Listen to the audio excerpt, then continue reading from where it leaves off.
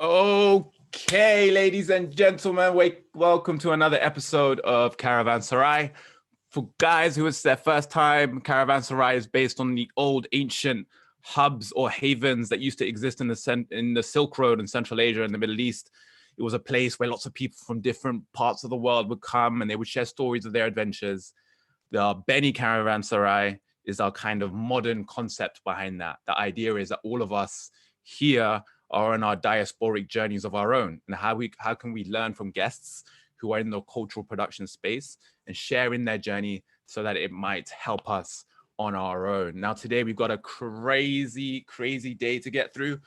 We don't have much time, so we're going to keep this beginning a bit really quick. The guest that we have today, I'm super excited to have on board. What a way to end the Caravanserai series with someone who has been a personal a role model, but an inspiration, and I'm sure that is kind of shared with all of you. Yuna, in such a limited time, has kind of conquered the world. She's come from Southeast Asia, Malaysia, and in a very short amount of time has become a global sensation.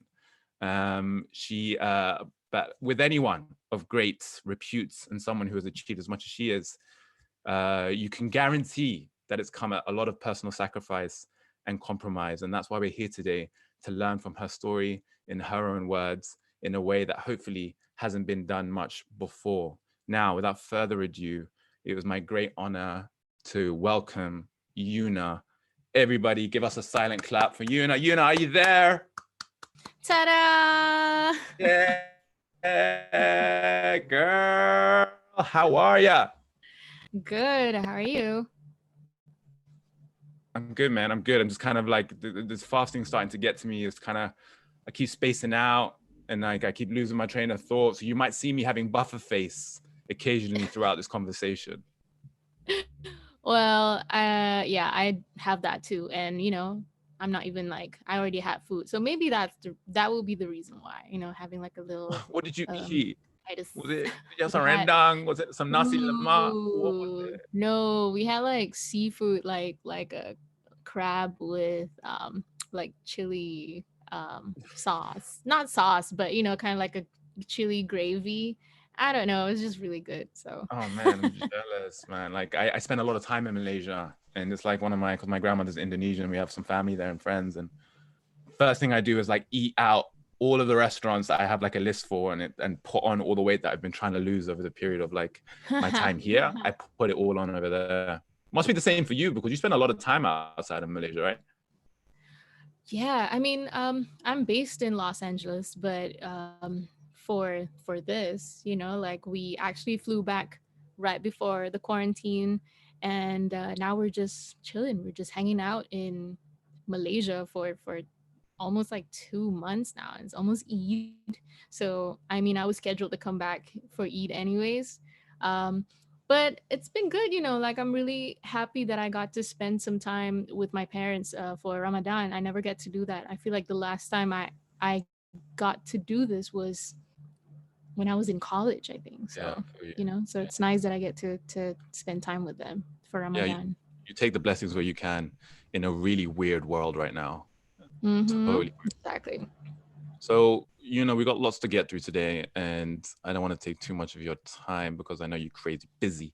But instead of like describing you to everyone, can you tell me, and this question is hard, but how would you like people to describe you?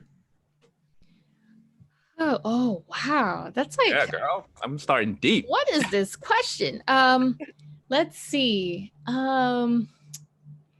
I don't know. I don't like it when people start to like list down all of my achievements. I feel like I haven't achieved a lot yet. Like I feel like I'm still like working really hard. Like I still feel like I'm still starting out doing something. You know what I mean? And, like I'm so used to feeling like I'm still this independent Yeah. singer, songwriter who's trying to make it. But if there's anything, I'm a Malaysian Muslim singer songwriter who wears the scarf, Yeah. who was born and raised in Malaysia and moved to LA on her own in 2011. And just trying to make it in the music industry in the US, you know. So I guess that's it. And other Isn't it than that, crazy? Like, yeah.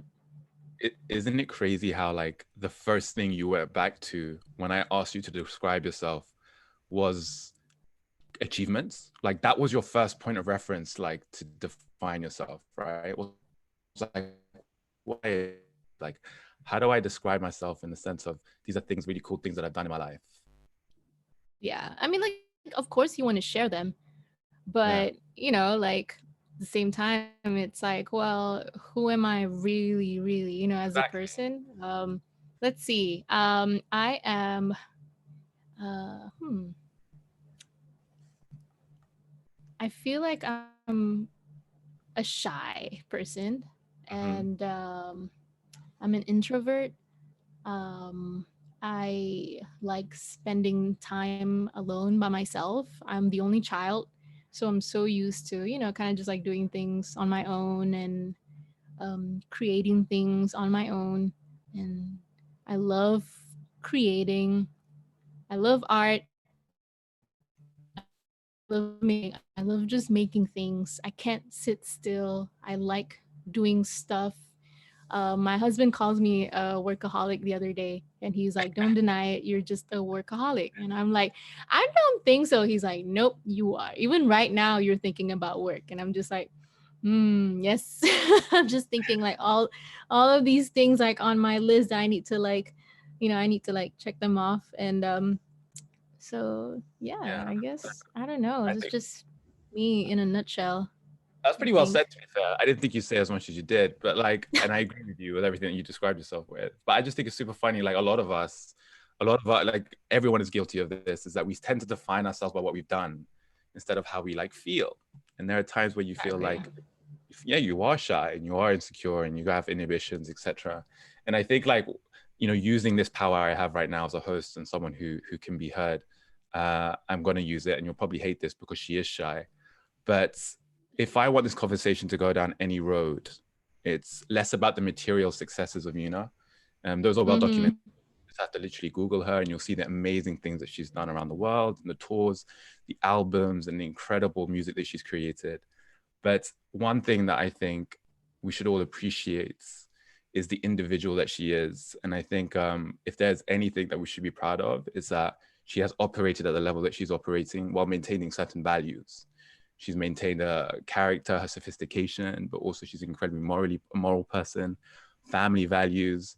And I think all of us should show like some appreciation for that instead of the material. Actually, what we really love you for, using this opportunity to tell you, is the immaterial. It's the person that you are, and we're really grateful for that. And I think everyone should just give a little heart for that for that love. Yeah. There we go. Hey, That isn't love. thanks, I don't know what it guys. is. But totally put you on the spot. She's probably wincing right now and will probably message me later that I shouldn't have done that.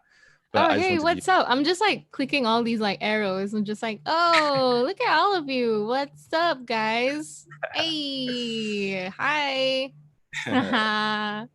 so Yeah. we've established, obviously you are an incredibly nice person and you have a reputation of being one, but be honest, and we're here for the times that you're down as well, and we still appreciate you. But are there times where you just kind of feel like, man, I'm tired of being nice, like I'm Oh. tired of like constantly like having to like be the better person, or like having to be the nice girl and having to be patient and Let's see. I feel like 2019 was that year, I think. You know, like I have my like moments. I think that, you know, this is how I remember my years. Like, okay, 2012, I'm super nice, just like excited about life. And then 2013, I'm just like, okay, yeah, still, please like use me. You know, 2014, that's when I was just like, I'm kind of had, you know, I had enough of like certain things. Like I'm going to be independent now. I'm going to be, you know, like a new woman. And then 2015, I'm still in that mode. And then working very hard. I feel like last year was when I'm just like, um, I'm I'm done. tired of, yeah, I'm done. You know, like I feel like I just have to dedicate my time to those who um truly appreciate me. You know what I mean? Like I am done trying to impress people. Not that I've always tried to like impress people. I feel like I'm Malaysian, you know, it's like a Yeah. Malaysian hospitality. Like Right. I'm 100%. always trying to make people feel comfortable. And so I don't know. I'm just like not tired of it. You know, I'm still me. I can't change it. Mm. But in terms of like, let's say if someone, I don't know, like did something behind my back, like work wise, you know, like I don't know, left my company within like a week or something like that. You know, if they wanted to do that to me, and I'm just like, okay, cool, like no hard feelings, whatever, but I'm just not gonna work with you anymore. You know what I mean? Like it's just like that's the most that I would be like not nice to people, I guess. Like Yeah. just like okay, just gonna let you do your own thing. And it's true enough when you do that, like you're trying to like okay, well I have to like respect myself and respect like my 100%. value, you know. And you know what's funny, they will just come back to you like after a while. They'll just like, hey, like I need your help on this, and I'm just like, because they know that I'm nice. Yeah. So Yeah. they know that they know this pattern Yeah. of just like, oh, Yuna's just gonna like fall for it, she's Yeah. just gonna say yes, you know, she's a nice Yeah. person. And I feel like last year is when I'm just like, okay, I gotta like stop doing that. Oh, Yeah. someone said, anyone else hearing fireworks? Yeah, it's outside. I'm in Uh, Shalam. That's like the fireworks center for, you know, it's almost even Eid. though it's Everyone's even though it's illegal in KL technically. it is illegal. So I don't know what you're doing. Hopefully they're Uh, not my family, you know. But so yeah. okay, but is there a point where you kind of feel like what's that point? Because I think being nice or having to compromise for the sake of other people is quite relatable to everyone. But is there a point where you decide like, hold on, this isn't this is an unbalanced relationship right now where it's benefiting this person more than it is me, or or this person isn't thinking about my well-being as much as I hope they would be. Is there a point in which you decide like that needs to stop? Yeah, definitely. You know, like you just have to stop it before it gets toxic. I think like that's like very important in every situation, every relationship, business relationship, or like just friendship, you know, in families and with relatives, you know what I mean? Like you just have to know like how to take out the toxic part of the relationship, you know what I mean, and still be you, still be kind, and still be soft, you know. And uh yeah, definitely. I think that that's also, I don't know, for me, like my life um requires my attention Mm. 100%, you know. Like I have my family, I'm the only child, my Yeah. parents, um my husband's family, my in-laws. So I need to be on point when it comes to like that, you know. And also like I have this job, this career, Yuna, over here. Yeah. So I need to really make sure my mental strength is, you know, I'm at the Yeah. top of my game with my mental strength. Yeah. 100%. And also, yeah, like, you know, my heart, like, I need to make sure my heart's not rotten, because that is, I feel, no, it's true. Because, like, in the, for example, like in my community, like, unfortunately, you know, a lot of people, there's this thing called like what do you call it, um oh gosh, it's like envy, like jealousy, what do you call it, there's a Malay word for it, oh Oh, gosh. yeah, I think I know what you're talking about. um When all the aunties mambawang about you, etc., all that kind of stuff, right? no, it's just like, you know, people who have like ill feelings towards you, you know, that's dengki. Okay, someone help me Stinky. out. Yeah, yeah, yeah, yeah. Dengki, Yeah. hasad dengki. So, you know, unfortunately, like there's a lot of that goes on. And you could easily just fall into it if you start having like, you know, this toxic thing in your heart. And I always try to like make sure my heart is like okay, like, I always ask myself, like, why do I hate this person? Like, like I want to Yeah. hurt them so bad. And then I'm just like, okay, Yeah. calm down. And Yeah. this is how like people get to the point where they're just like, oh, they don't care. They just want to ruin someone's life, So it Yeah. starts from there. And um, even if you're like the nicest person, I feel that you can also easily like fall into that hole. So What's that um, cleansing process for you? How do you cleanse a damaged heart? wow. I mean, like for me, just have to like take my time, forgive and forget, because whenever I go through things that are, you know, challenging like that, I try to just like be alone for a little bit, and stay away from people for a little bit, and just, Hmm. find my center. And of I hear you, course, girl. like go back to God, and um, just be with myself, and just, like um, find a place where I can be peaceful, and then go back to work. Like I feel like that's like the best way. And just like, That's okay, beautiful. like I normally don't take too long to get back on my feet. Like I'll just have like, okay, a week of just crying and whatever, and then just like, Mm, okay, let's go back to work. We can do mm, this. Let's mm. focus on the good stuff. And Yeah. yeah, so So like far, yeah, it's been so like pretty two good. so 2012 Yuna, how the Yuna that you are right now in comparison to the 2012 Yuna, how do you prepare yourself um or protect yourself from moments that might damage who you are internally? How has that changed? What kind of like safeguards have you put in place that you didn't have when you were first starting in this really weird world? Oh wait, I'm losing you for Can you hear me? yoo-hoo. Can you hear me now? Oh no. Can you hear me? Yeah.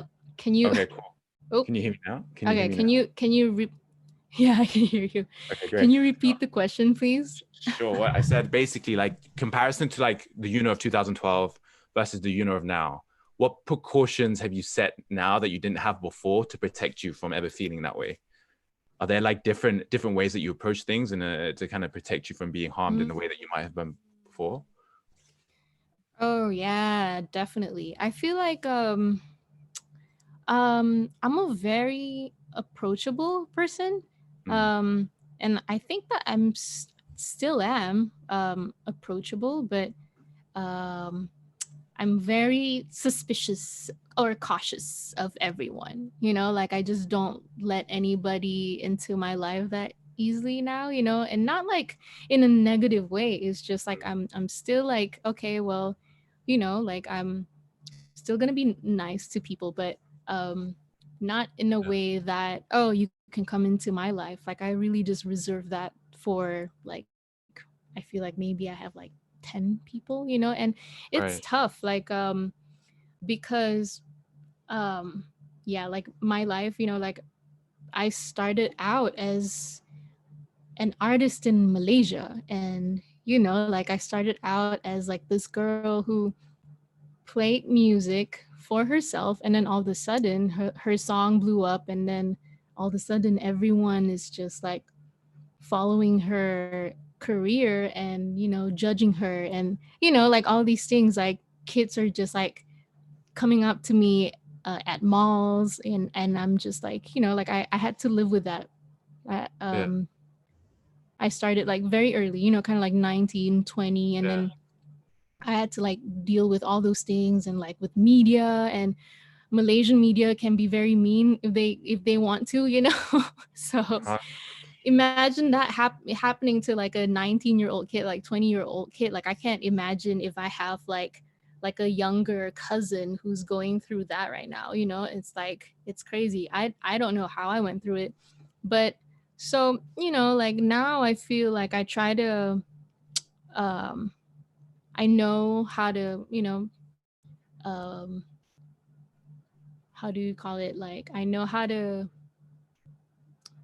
uh maneuver kind of like in the industry, you know what I mean? Like, okay, like 100%. not just not being like fake or anything, you know, just know No. where, well, you know, this is not the thing to say in public. Okay, well, Yeah. you know, there's drama Yeah. over there, let's stay away from that, or you know, just like stuff like that, like because these Yeah. are the things that can get you hurt, you know, and sometimes 100%.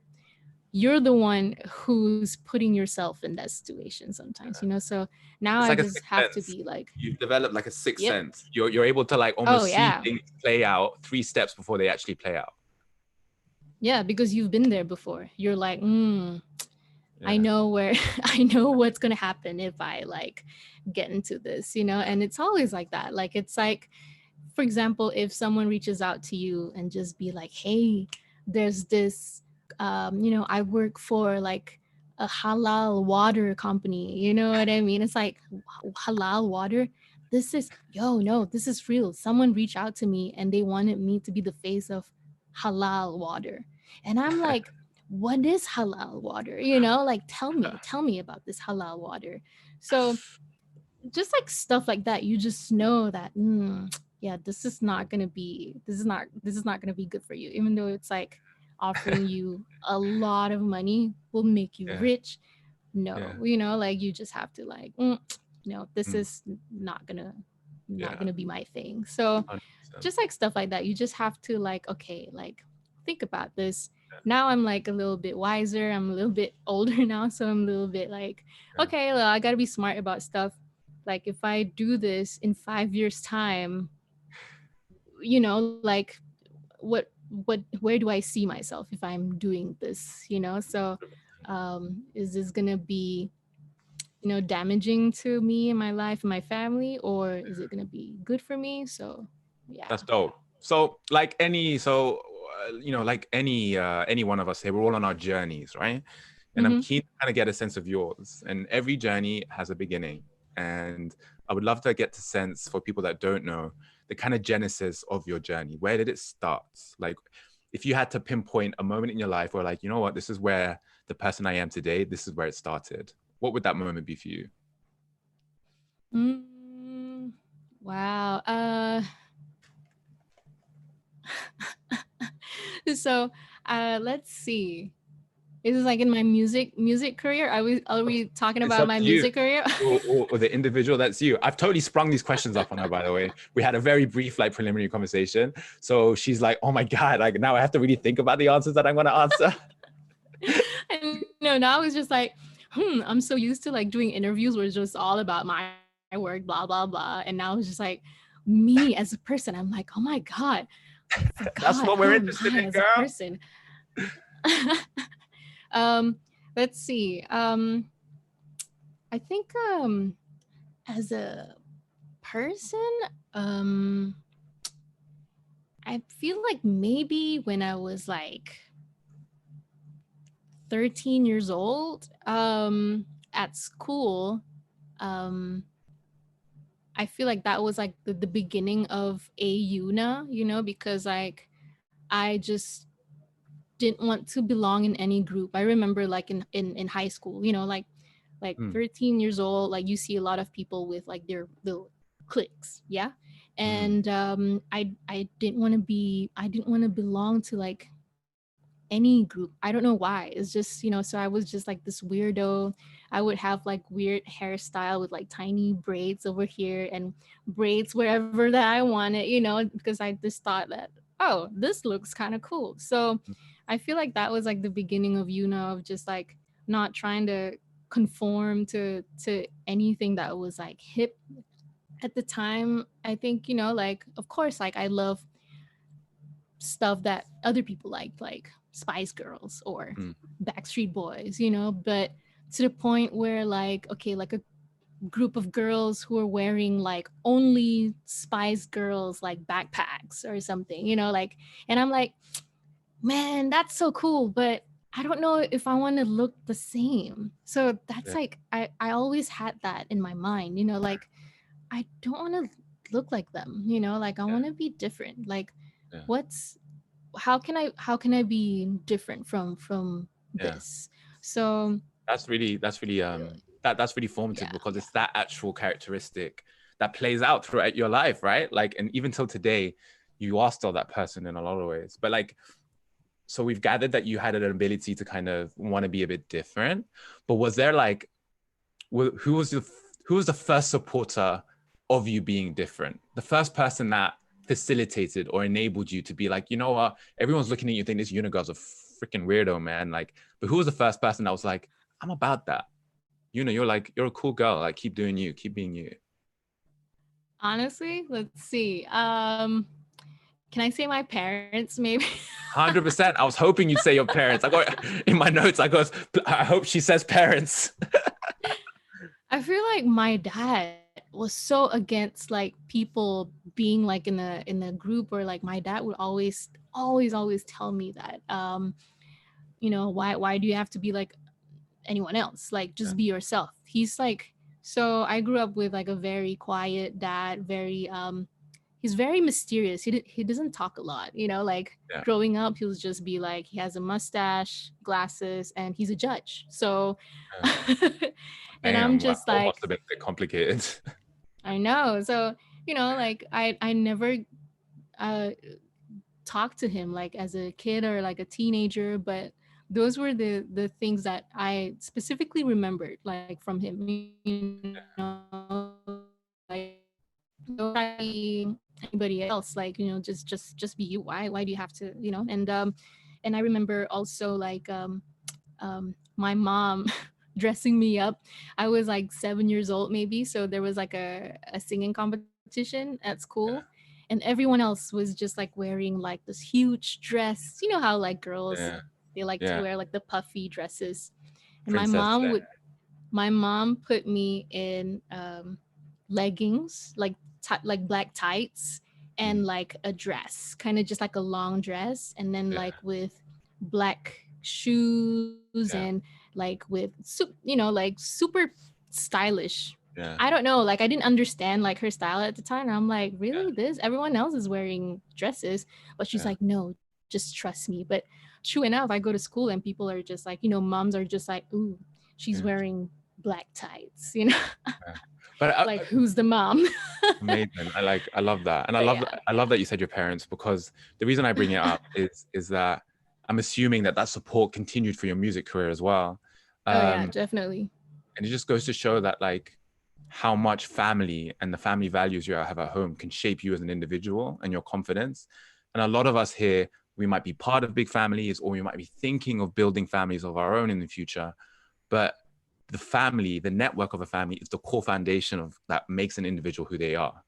And Mm-hmm. like, it makes sense to see you in your entirety, that you come from like a strong family network, people who enabled you and supported you. And I'm sure you attribute a lot of your success to that, right?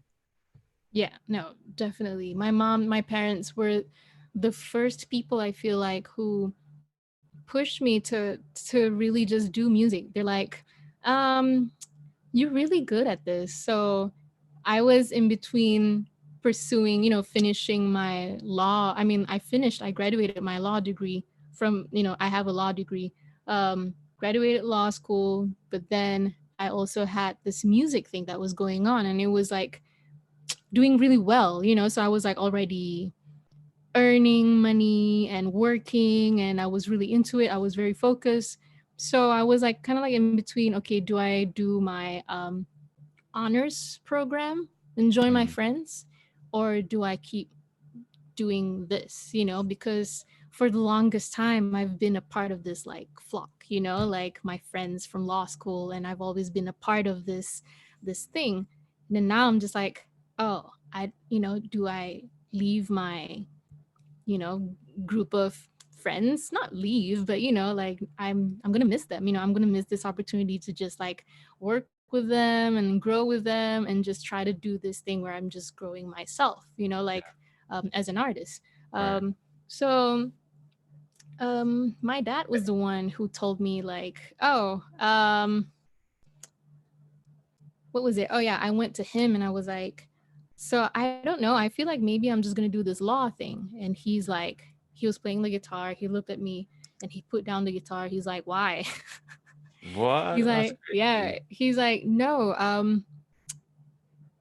he said specifically, yeah, he said, I've been working, in the legal field for 30 years, 35 years. And um, I never get to do like music like like he Yeah. never, like he plays music, but he could never crack the code of like writing. And he's always like, how do you write your own song? Like, how do you do it? Like, so he's like, just do music, because not everyone can do what you do, so but if you do this like properly, do this Yeah. as if like your life depends on it. So That's up so until, beautiful. yeah, Like until genuinely. today, yeah. So my dad, my lawyer, Yeah. judge, dad, um Yeah. told me to like, okay, well, screw law, just do music. Yeah, no, I think that's powerful. And why I wanted to highlight that is that we should never like undervalue or undermine like an individual's role in shaping someone's future. And like, Mm-hmm. you just got married recently, and I'm sure you're thinking your family in the future. A lot of us might be in Mm-hmm. similar positions, but like how someone who supports you in all your weirdness, or your quirkiness, or your black tights during the prom, like how an individual who's about it can really like shape and encourage you and inspire you to be what you need to be in the future. And I think we should all take that with us as a lesson from Yuna's father. But yeah, that's really, I love that. Now, like he obviously must have supported you to make the super scary decision to fly to America and take your dream a step further. Mm-hmm. Yeah. I mean, that part was my mom actually. I Oh, mean, like wow. my dad too, but my mom was like, I was okay. So I was doing the music thing now, right? And I was doing really well in Malaysia. Like, um, my songs were on the radio, and it was so easy. I could just put out anything, and then they would just play my song at the time. And then like there was this opportunity to go to LA. This management company which I'm with right now, Indie Pop, they reached out, and I was like, I don't know if I'm ready for this, so I'm just gonna wait. I'm not gonna like reply to this email. And then my mom found out because she saw my manager's comment on Facebook, and she's like, what the hell are you doing? Why didn't you reply this guy? So I'm like, I don't know. I don't think I'm ready, but she was the one who emailed him back, Ben, my manager. And that's how we connected. And he flew out to Malaysia to come and see me. We Mm, talked, and it was like, okay, well, all right, well, like if I don't try, I'll never know, and I guess my parents are okay with this. mm, Yeah, let's just do it. So that was my mom. Like yeah. I owe her big time. So now whenever she asks for something, I'm just like, okay, I'll do it. You have to do it. Yeah, fine, mom. All this success and all the kind of cool things that I'm being part of right now. Sure, you have to do it. But like, No, so I like you go love to her. America, She's which must have been awesome. terrifying. It must have been like frightening. Kind of like, young Malaysian girl, but she has the backing of everyone that she loves, and she turns up in the States. Now, like, what was that feeling? Were you like a fish out of water? Or was it like, man, a new world out here in the West? Like, what was going through your Wild, mind? Wild West. Yeah, for real. Like for real, literally Wild Wild West. I don't know what to expect, like I was excited. Like this was something that I always wanted to do. Like for the longest time, I had a lot of English songs that didn't go anywhere, like in Malaysia, except for like maybe jazz bars or like independent gigs.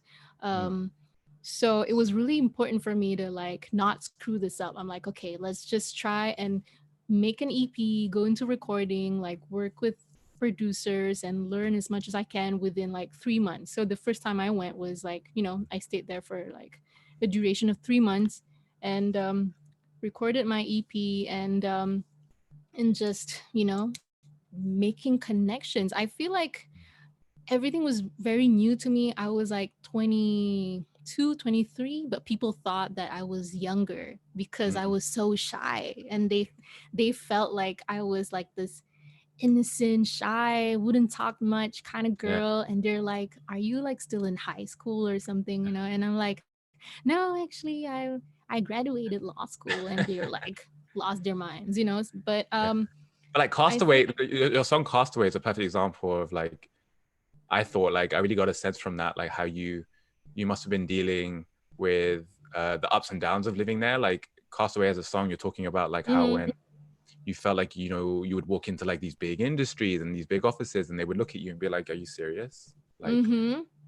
Well, and how did you pick yourself up from that kind of judgment or that kind of rejection at times? And you know what's funny? Castaway was not even about my experience in the US. It was in Malaysia oh that way. wow, okay, Yeah. So it's like different, you know, like you think that your people. I mean, like I love Malaysians, you know, like I love my people, like my fans are from Malaysia and they support me like crazy.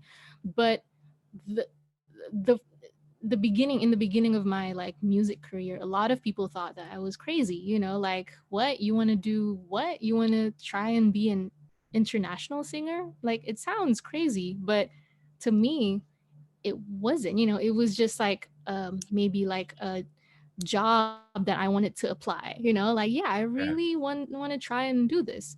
mm, um so Castaway was actually about that's mad. that. And but yeah, you know, like going to the US was a learning experience. Like I had to learn really quick how to, you know, work with producers, how to um oh, all of a sudden it's like the screen changed. There we are. I think it's back. Yeah, And so yeah, I don't know, like yeah, so I've been in LA for almost 10 years now, you know, yeah. so um yeah, it's Oh, been fun. so fast forward. Now, this is like the main topic of the conversation I wanted to get with you, is that why you're super interesting for a lot of people in this room, which is the people who are multicultural and people who have multiple identities, is that now you've kind of lived almost a large portion of your life in the West, in America, but also touring in Europe and the States. But you're a Malaysian girl and you're born and raised and your formative years were spent in Malaysia. You have to constantly juggle between these two actually very different cultures. Has that been difficult at times for you? Um yeah, you know, it's not, I wouldn't recommend this to anyone. Yeah, Anybody, like it's tough, it's a lot of work, and it's difficult, you know, like you'd really have to be prepared for um you know, people, um especially like coming from um a Malaysian Muslim Malay community, you know, like they're, it's it's as if it's like this, it's like, oh, I'm doing music, I'm overseas, and then you know, you're maybe like your mom's friends will be like, ooh, I read this about Yuna, you know, so it will affect your family kind of like in that way, you know, like yeah, so um I don't know, you just have to like stay true to what you really believe in and just like shut right, everything out and just focus on your work and like really believe in your purpose, you know, like yeah, for me, like I just wanted to do music, and I really mm, believe that someone out there will appreciate it, and someone out there will listen to this, and maybe this will save someone's life. And you yeah, know, I get like yeah, emails like once in a while say, you know, I was dealing with depression, I lost yeah, my kid, and all these things, and it's mm, just like, yeah, this is why I'm doing this, you know. And I really can't, what do you call it, like bother too much, like let these things like bother me too much, like okay, like what does Malaysia thinks about me, what does the US think about me, you know what I mean? Like yeah, I just have to yeah, like, okay, well, I'm just gonna do this, yeah, be this way, and let's see who is gonna come with me on this journey, you know. So yeah. it's just Was like there ever that. like a was there ever like a reference for you to do that, or someone who you to like a mentored you through that? Because actually a lot of what you did was uncharted territory, right? You are the first Malaysian really to kind of break out in the States. So really you didn't really have an example, from what I understand, to be like, hey, okay, like these are the footsteps that I should follow. Hmm. Well, I feel like I wasn't the first one to really, you know, like break into the American music industry. ZRV was the first one. Yeah, of course she was. Um, Yeah. yeah. So, but I feel like, yeah, maybe I'm like the the only one remaining in the US, like signed to a major label. Well, I'm independent now, but you know, I'm Yeah. still signed to like Yeah. a label, like an indie Mm, label mm, in LA. Um, but yeah, I mean, definitely, I didn't really have anybody to refer to, you know, like mm, not even Z at the time. I wasn't super close to her, you know, like she was doing her own thing and I mm, was doing mine. And I really just had to like freestyle, you know, like and I don't know, make friends, some friends along the way that could help me understand me as a person, you know, like mm, yeah, I just kind of like had to mm. learn everything. Yeah. I mean, like It's just the like a crash significance. course. Yeah, no, I totally hear that. I mean, the reason why, like, I think your case is particularly interesting is that the Malaysian experience and the experience here in the UK is very different. For example, two very Mm, different experiences. And as someone who goes back to KL very often, the reason why I go back, well, the frustrations I have growing up here in the UK is that always my identity was questioned, right? Who am I? As a minority, Muslim, brown, mixed mm, boy, mhm, I'm always questioned. My sense of self is always like on the headlines, or it's always being constantly rebuked. And mhm. why I always loved going to Malaysia was because you guys never really had those questions, right? Because it was, you know, Like, being a yeah, we're minority Malaysians. wasn't really, yeah, 100%. Your sense of self is a lot more rooted.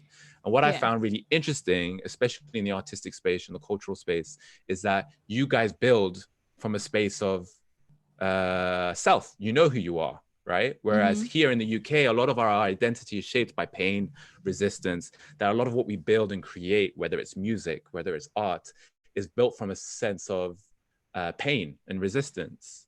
And it's that, like, for example, I'll have Malaysian friends coming to London and they love it. And they're like, hey, like, I don't get this thing. Why you guys are always talking about, like, you know, being a minority and why it's such a problem. They don't see Yeah, it. yeah, yeah. Um, Hmm. and I guess why you're different is that for us, you mean something as someone who looks like you do, who believes in what you believe in. Hmm. We relate to you on a different level than like your Malaysian might, Hmm. right? So like, Hmm. have you witnessed that when you're like on tour in Malaysia, that your Malaysian fan base like think of you differently than like your European fan base might?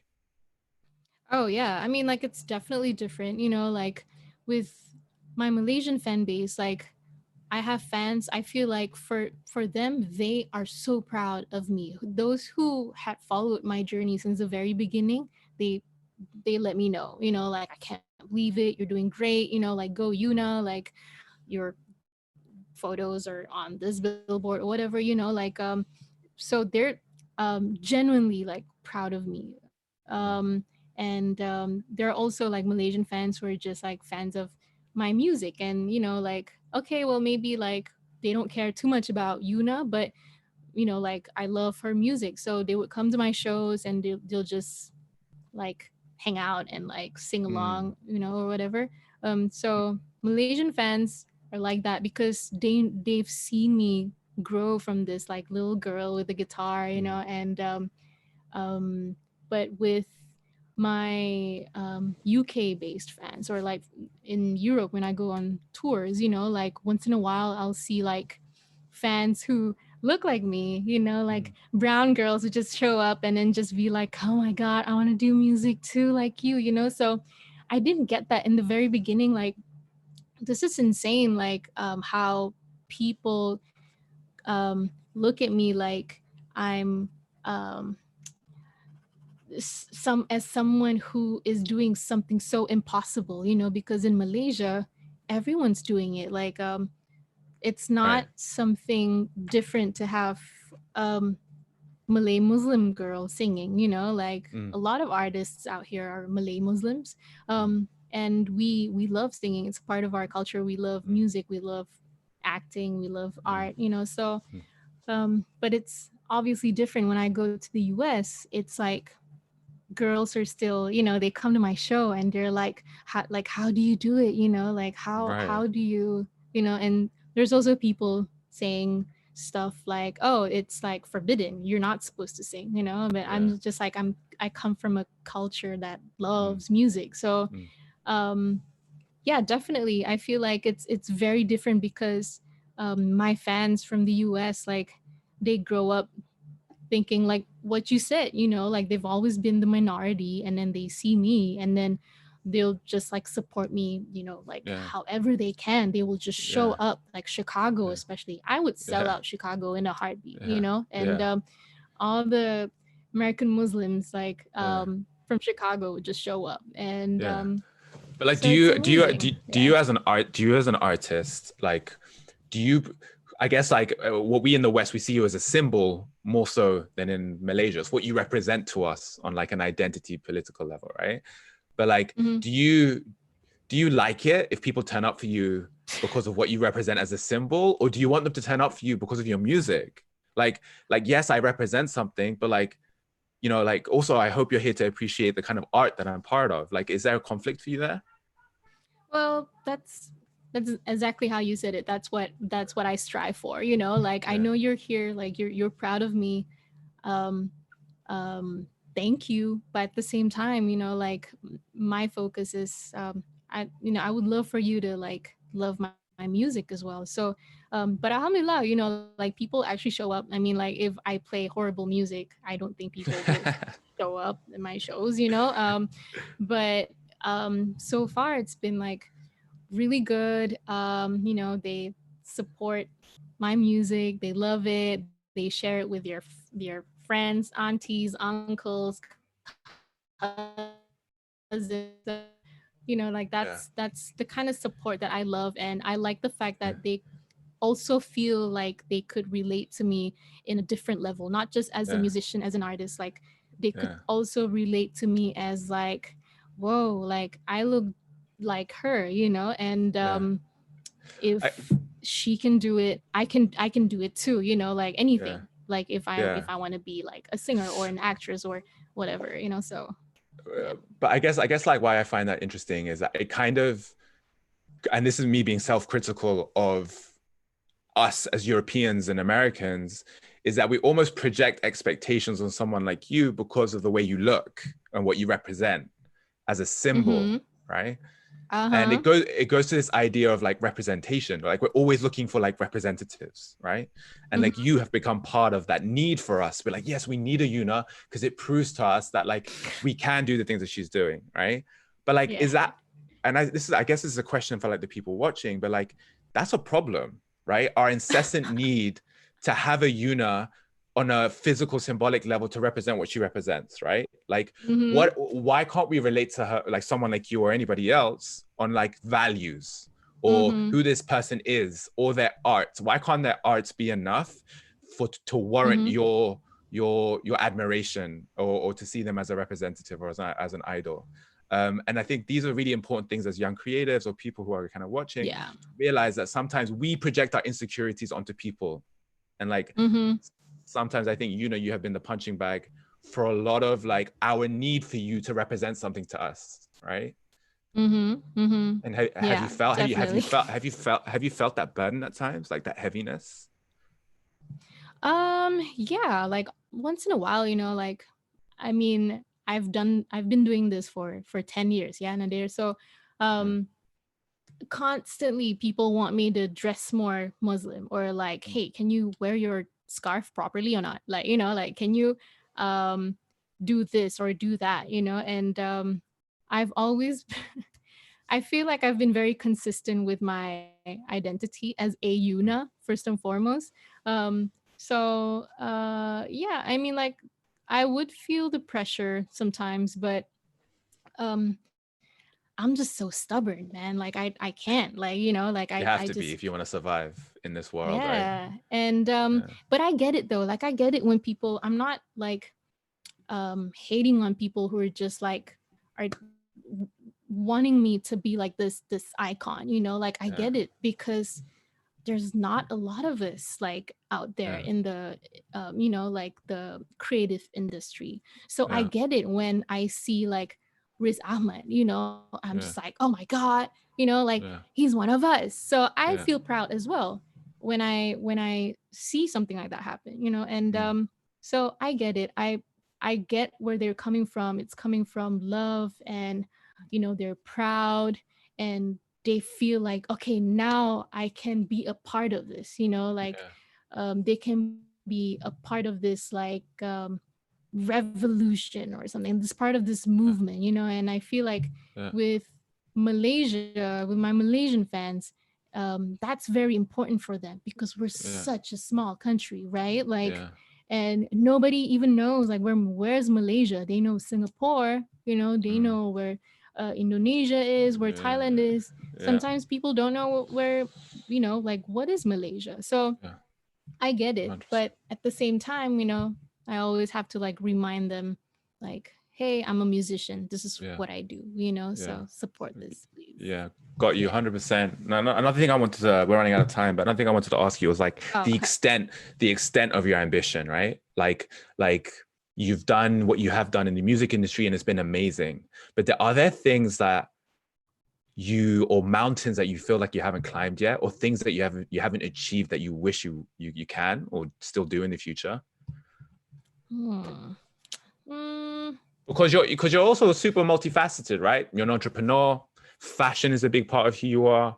A botanist, and I visited I visited your botany story in Subang, right? Like, actually, funny story. Your mom was there, and like she was trying to get something from a top shelf, and I walk in, and your mom's like, she's like, hey, can you help me get this thing from the top shelf, please? And I was like, yeah, sure, auntie. And I grabbed it for her, and she was like, oh, you're tall, lah.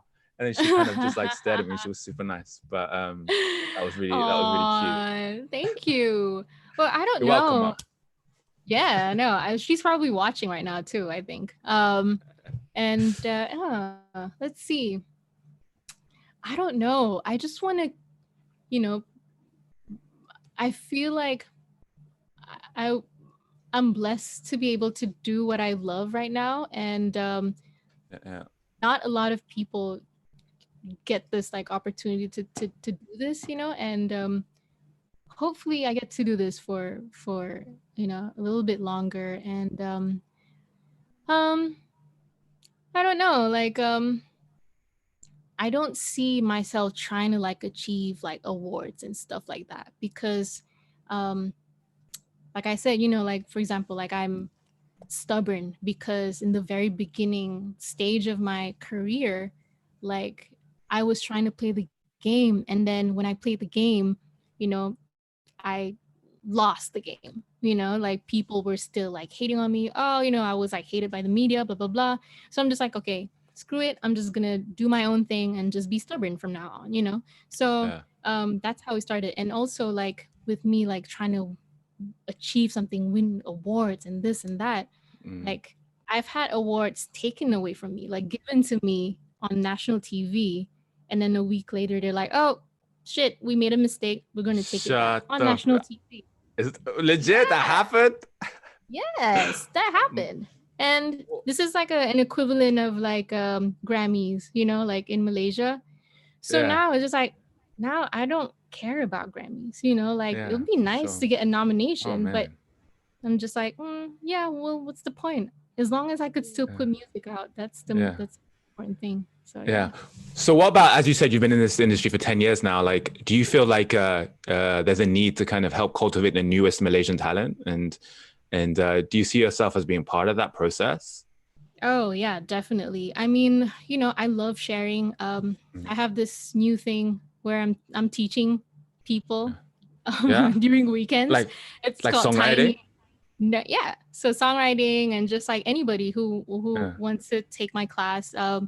tiny-class.com. So it's me, it's Adam. Adam's teaching music video Yeah. productions. We have a friend right now. There's a class going on right now teaching Yeah. film. I'm teaching music, you know, but not like music, but my creative process. You know what I do when I approach like songwriting and making an album. So it's fun. And today I had Mm. a class. I had three students who were Malaysian artists. Mm. They're young, they're excited, they're hungry. So yeah, that's I feel like I'm really happy that I get to do that. You know, kind of just like Yeah. contribute and like That's yeah, like amazing. I think the full circle of your journey is really kind of beautiful to watch. And like, I think you've inspired so many. It's really amazing to see the people that will come out as a result of the hard work that you've put in. Now, I think the biggest thing we've talked about here is like family. And recently you got married to Yeah. a wonderful guy called Adam, who Mm-hmm. I play futsal with when I'm with KL. Um, Now, talk us through that. Like, so being so family orientated and now being married, have you started to think about the values that you want to build your own family with? And did Adam share in that with you? Has that been a conversation? And has Adam's family, which is also really big as well, has it been a natural mesh, or were there things you had to kind of compromise and realize, like? Wow. I'm really lucky that I found someone who's amazing. Like, he's wonderful. Like, he's like a dream. Like, I can't even Yeah. believe it. You know, every day I wake up. Oh No, God! really. Everyone's dying right now. Look at their Uh, faces. Everyone's like, "Oh, look at them." Everyone's also really I jealous was and they like, hate you. By the way, everyone's also like, "This bitch." hang on, the right person will come. No, literally, I was like lost, bro. Like, before I met him, I was just like, am I just gonna end up all alone by myself as a Yeah. Yuna? And, but he understands my career, my work, and he's a great supporter. Um, and like, marrying him, I'm just really lucky because like his whole family is so used to being in the spotlight. Yeah. Like, they're used to it because um Adam's late brother Ashraf, he is this really talented Malaysian, he was this talented Mm, Malaysian actor. And uh yeah, like, entrepreneur. And he's mm, famous, and he's married to like a really really huge singer, Bunga. mm, And they're both like super famous in Jakarta. mm, And they just like, okay, cool, but they're family. mm, So when I married into the family, I was just like, okay, cool. I have like a big sister, Aisha Sinclair, who's also like, a radio DJ, like she's a TV host. And Adam was the only one who's, kind of like doing the behind the scenes stuff.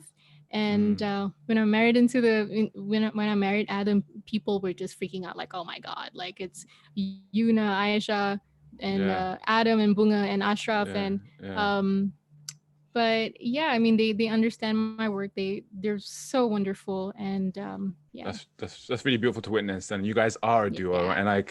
And you also had the most like beautiful wedding. I hope you don't mind me showing some pictures because we love this stuff. So like totally putting on a spot right now. But like Yuna had like a stunning wedding. And I'm gonna be that uncle right now and be like, look how beautiful this is. Aww. But Yo. this was like fairy tale stuff, dude. Like this must have taken like a mission to organize. I mean, look how cute this is, guys. Sorry, I had to do that just because I know everyone loves haters that would stuff. haters would think it's photoshopped. But also, I want to talk about that. You guys actually made a music video together. How was it like working on a music together, a music video with a partner? And he directed Forevermore. And like, talk me through that process. Was that something quite seamless and easy, or working with a partner? A lot of people say that. Met anybody like that, like, Mm, I've always had to deal with people who's constantly like angry or like, agitated. It's just like, I'm gonna lose my shit, and then mm. like I meet him and he's just like chill. So I'm like, Yeah, that's beautiful. who's this guy? So I really enjoy working with him.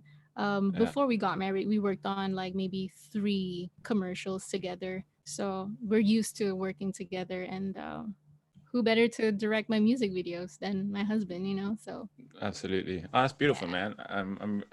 man. It's just nice to hear how like people can enable each other and be the best partners to each other throughout their creative process. And like whenever I Yeah. see you two together, you see that, and I think it's something we all aspire to.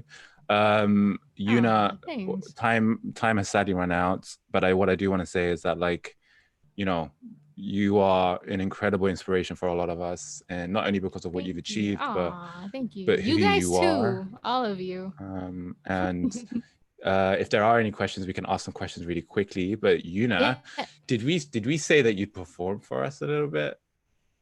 Huh? Did we say did we say that, or am I totally putting you on the Did spot? we? I mean, I'm totally like guilt tripping you in front of everyone right now. But all we can do is do some Q&A Uh, questions. Yeah, exactly. What's that kick-ass mic for if it's not the way you perform? Stop being humble. you guys are you guys are horrible. Oh my god. I'm not like prepared. No, my Here's me bad. saying like I love you guys, and then like next minute you guys are horrible to me. No. I forgot to kind of confirm that with her. But oh, you do have a ukulele. So give us. Could you give us a little jingle? Look at that. Look at your face. Your face is like, Yeah, ugh. 100%. You have to give us a little sign. We're all here Wait, for it. okay. Let's do the questions first. Let's do the questions. Okay, cool. First. Who has questions? Here's one. Did you ever have the fear of what if I don't make it? If so, how do you deal with that? Of course, I don't know. I don't see I don't get up every day and think like, what if I don't make it?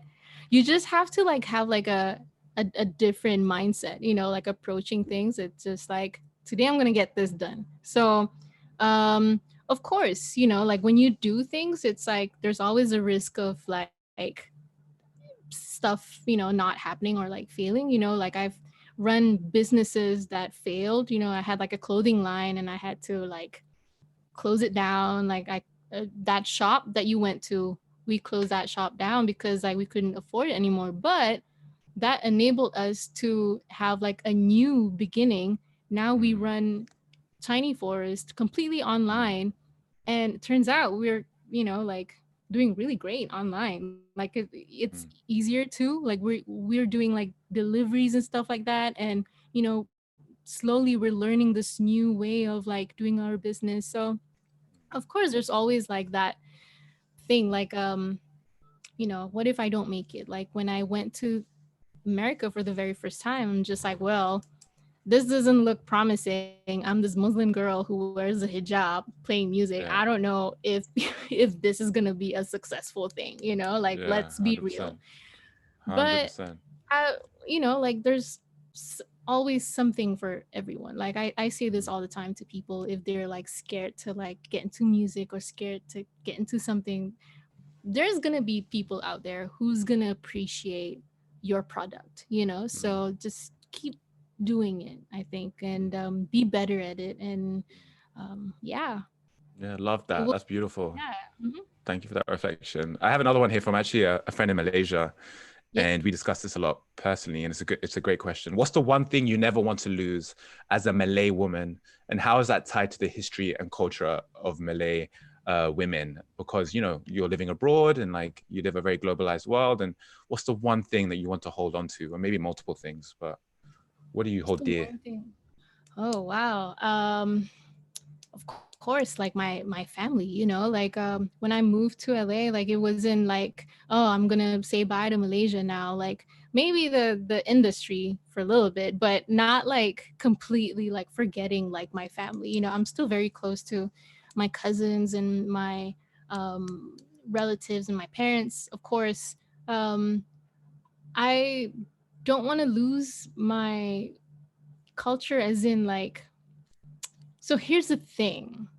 I dated someone who's not Malaysian before, yeah, Okay. and I couldn't do it. Like I couldn't do it because I was I wanted someone who understood my Malayness, like, and thank God, like I married like a Malay boy, a halfie, like we call it, Yeah. like, Yeah. and A he's half. worldly Malaysian boy, which is rare, right? Like to have like a Malay. Very rare. Yeah. Yeah, no. So he understands the Malay culture, and I love my Malay culture. Like I love the hantu stories. Like I Yeah. love knowing that I could relate with a person on that level. Like it's just Yeah. like culturally and understands like my roots and our food. And so um yeah, I feel like that's like the one thing that I hold dear. Like I don't think Mm, I'll ever like lose, because like a lot of I see a lot of comments, people saying like, mm, oh, she's forgotten like where she's from, like her roots. I see her like dressing yeah. up like, what is this new turban style? She's not Malay, like, Mm, but I'm more Malay than maybe them, so yeah. It's yeah. interesting that you associate your Malayness to like family, right? And Yeah. like yeah, no, that's super powerful. And outside of music, right? Hmm. So music isn't part of this question. What do you reflect on the most? What is, what's in your heart? What's in your mind? What are the things that are kind of forcing you to contemplate on a deeper level? What's keeping you up at Um, night, girl? oh, I'm just like, I kind of like lost you for a little bit. Oh no, sorry. So Um, so outside of music, what are you, yeah. what are you reflecting on right now? What are you contemplating on? What Hmm. are what are things that are keeping you maybe awake at night, or things that are kind of in your mind? Wow. Hmm. I don't know, like right now with what we're going through Or right now, or this or stage in life, or this stage in your life. Yeah, maybe right now. Like, yeah, like where maybe are you? I Where's don't your heart know. at? I would love to start a family like, Yeah. soon. Like, oh, there he is. Dang. Tell him to come say hi. Tell him to come say on. Like, not right now, Adam. We don't want to start a family right now. We're live. Y'all talking about me, man. I can feel it. 100%. I'm trying to do my work, 100%. and y'all talking about me, man. We say him terrible things, bro. Terrible things. Yeah, Nadir, man. I've talked to you about this, man. You need to watch it.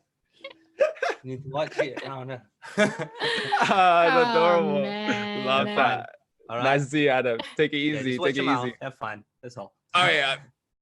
It's gone. It's gone. Pure. Go away.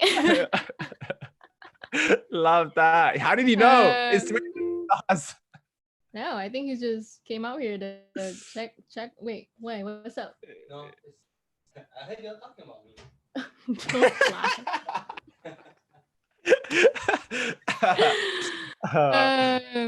But Okay, yeah, cool. like That's it really would be cool. exciting. Well, back to our topic. It would be cool to be a mom at some point. I feel like I Yeah. could be like a really cool mom. You'd But be the you'd be an amazing mom. That's really exciting.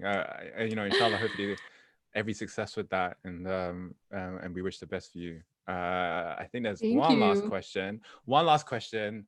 What's your favorite song from when you first started ever? Your personal number one. If you had one song, the last song that you'd ever sing in life, what would that be? Your song. Oh my gosh. Why are all these questions so deep? It's just I like, know, put right, me in a girl? situation. The last That's song that's how to we play in do. your life. Like, oh no. Yeah, before you die. Before you die Before a I painful die. death. Let's see. It would be, I think Decorate is That's what, the best song ever for me. Like amazing. the best song that I've ever written in my life, I think. Yeah, Um, beautiful. well, yeah, Decorate. Amazing. So perfect introduction to Yuna on the ukulele, playing Decorate for you guys tonight. Oh We just like no. to I'm kidding. You don't have to play that because but we'd love to hear you have a little jingle. I mean, it'd be like feel like a wasted opportunity if you didn't. Oh Let me man, wait. let's Let me see. let me let me add some guilt. Let me add some guilt here. Hey guys, if you'd really like to see Yuna like play a little jingle, send us some emojis, some fire emojis and heart emojis, and maybe this one. It's like the kind of hands that do this and beg for it. There we are. See, like, Ay, are you gonna ay, say? ay. Are you gonna say no? Are you gonna say no to these people? By the way, guys, he didn't tell me that I needed to sing or perform. Yeah, it's just like, yo, can you just like come on, just like we just chat for a little bit, blah blah blah. No And performance mentioned. we just just a little jingle. Does a jingle count? Oh man. Okay, wait. Let's see. I'm gonna need my guitar. I don't have my guitar. I mean, I have that, but I'm just gonna play you.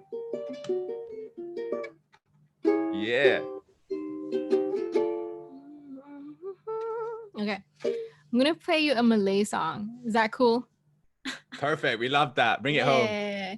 This is so funny because whenever I go on IG Live, like I keep playing English songs, and then my friends will be like, play a Malay song. And then I'm finally playing a Malay song for my international audience. For We an love international. it. I mean, you didn't even notice my batik today. I'm a bit offended. Oh, wow. Yeah. All I right. I thought have it to point was, it out. wow, look at you. No, I came So representing, you know. But fancy. thanks for noticing. It's cool. Thanks. I appreciate that. No, it looks great. Okay. Thanks. Go ahead, girl. It looks great.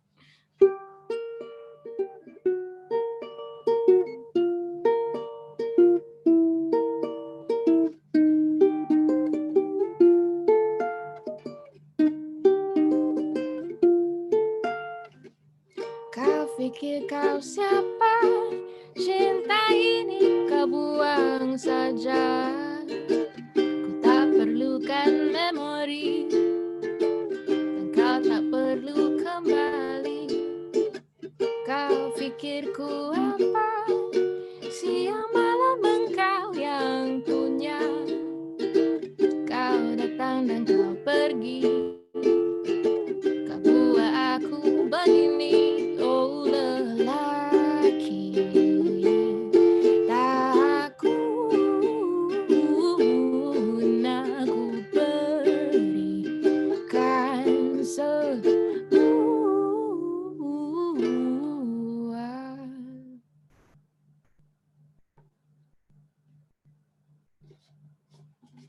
That was Yeah. amazing. That's Thank girl. you. Man, like we feel very blessed to have you in the space today. Thank you for taking the time. I know you've been super busy. Oh no, thank you so much feel for like- having me. Nah, Oh, girl, by we the loved it. way, I have a new song out. It's called Stay Where You Are. Stream it, listen to it, buy my music. I'm independent now. I'm not signed to a label. So everything Support. whenever you play on my song on Spotify, I make $0.003 from it. She's banking right now. She's banking. No, definitely. Who? You made that in isolation, right? During the MCO. You made that during the MCO. Well, I mean, I had the song already in one of my files, but Okay, nice. we just decided, like, you know, like my deal with this major label is done. So I just wanted to release something on my own and Amazing. yeah, see what happens. Yeah. So yeah, Gosh. so a new song is out. Go listen to it. Woo! Go show us some love. Yuna, thank you so much for being here. We appreciate you so much. Get back to Thank Adam. you. Apologize guys. on my behalf for taking you away from him for this long. We really Don't appreciate worry you. You've been about it. incredible. He's fine. No, but like I said, like hopefully you'll come back in the space and we can benefit from you again. We love you, Yeah, everyone no, here. I have think me I speak again. on behalf of everyone. We really appreciate everything that you do, not only as an incredible artist, and but as an individual and as a person. And we're here for you and wishing you every success in the future. And we hope you keep killing it. Thanks again, girl. Thank you so much, you guys. Stay safe, stay healthy, stay motivated, stay creative, everybody. Yep. Yeah. Love you guys. Thank you. Thanks for having me. No worries. All right, Bye. take care. Yuna. Bye. Take care. See you later. See you later.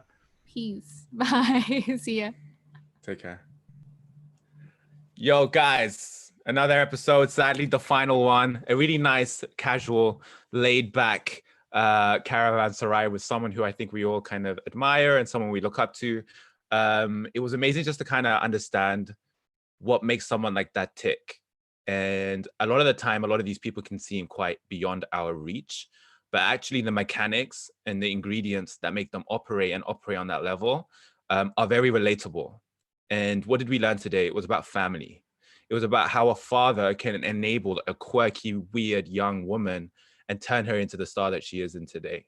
And if you're a young man and you're thinking about fathering your daughter of the future, imagine what like a sign of encouragement or giving them like a leaning hand or making them feel that their quirkiness is their biggest strength.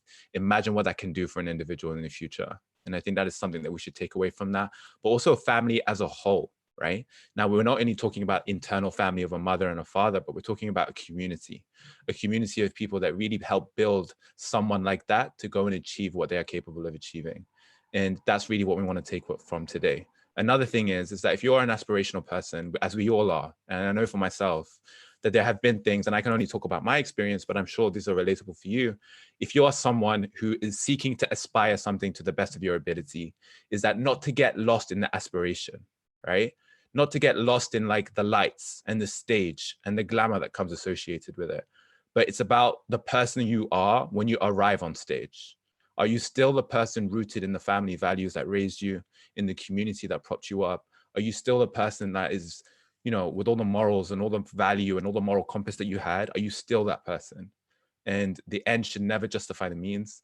And I hope we took that from someone who has managed, despite burdening the expectations of a global community in very different ways, being the source of a lot of criticism, someone who's constantly checked for what she's wearing and been criticized by people of all sorts. She's managed to maintain that moral fiber, maintain a strong sense of individuality and that quirkiness from when she was a child up until now.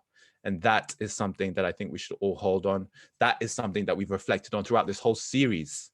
As people who've watched it, despite every guest, their experience might be different, but ultimately it's about persevering through difficult times and remembering who you are, valuing and having gratitude for who you are, because you are freaking amazing. And then when you start pleasing other people or start changing who you are for the sake of other people, that's when things become convoluted, right? Another thing that we've taken away from this whole series is that we're all on very different journeys, right? There's, you know, countless people here, and it's amazing. Beautiful faces, black, white, orange, green, purple, yellow, different shapes, different sizes. All of us have different ways of operating in the world that we live in. And we coming together because we have shared values. And I think that's been a beautiful experiment through the Caravanserai to see how we've come together. And I'm really grateful for you guys have shared your time. Thank you for making the series what it was. And I really appreciate that. I hope you've taken some really, I don't know, even if you've taken 1% of something useful, for me, it's worth it. But thank you for being part of that journey. And I'm really grateful. And I hope something like this in the future can come back and benefit us all. And I love you guys a lot. And sorry for taking a bit longer than I'd hoped. But yeah, thank you. And I hope you'll spend the last few days, if you are fasting and Ramadan is part of your life, I hope you'll spend it wisely. For those of you, for everybody else, just, yeah, do you. You're amazing. Believe in yourself. We're always here if you need support and help. And I hope this community gathers and mobilizes privately in your own time. I hope you guys continue to connect and this leverages into beautiful output and creation that benefits the world in really holistic and wholesome ways. I love you guys, and I will see you really soon. Take care. Bye-bye. This time I'll turn off the YouTube live so you don't have to stand here awkwardly.